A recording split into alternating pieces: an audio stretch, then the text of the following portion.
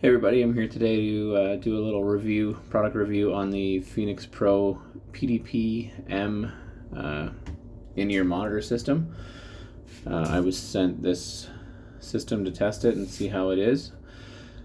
Overall, first impressions, this guy here is in a nice metal case. It comes with this beautiful peel-off layer that you always like to peel off. Let's listen to this nice and close. Oh yeah. There's some ASMR for my friends. It's got a metal case. It's not plastic, so in your hand this feels good. It feels nice.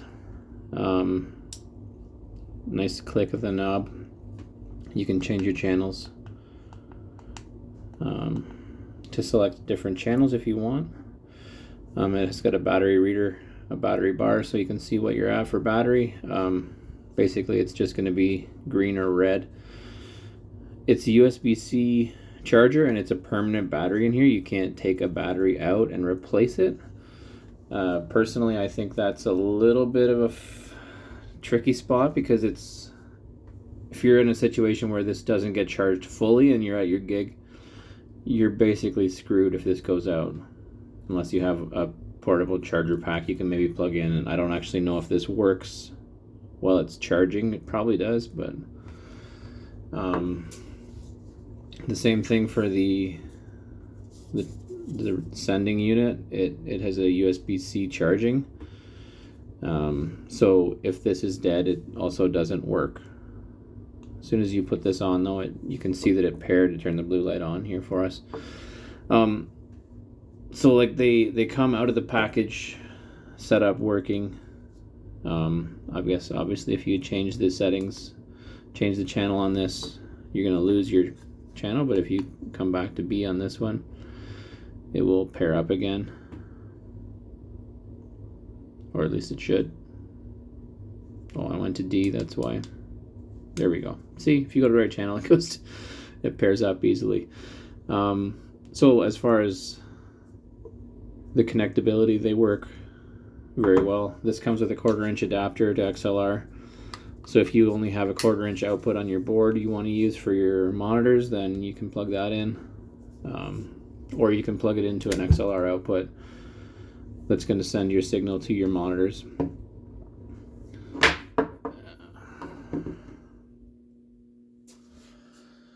The unit also comes with a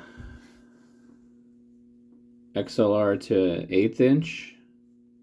I'm assuming maybe this is something to do with, there's a left in on the side of here, so you can send an input to the side of here from your board, or a separate input if you want to do a separate input. So that gives you basically a second channel worth of input, I guess, for this.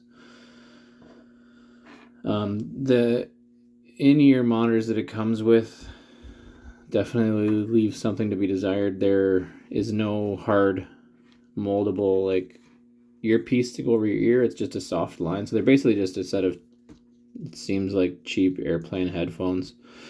I can't give you a good review on these because they're not that great. They're really cheap feeling, and they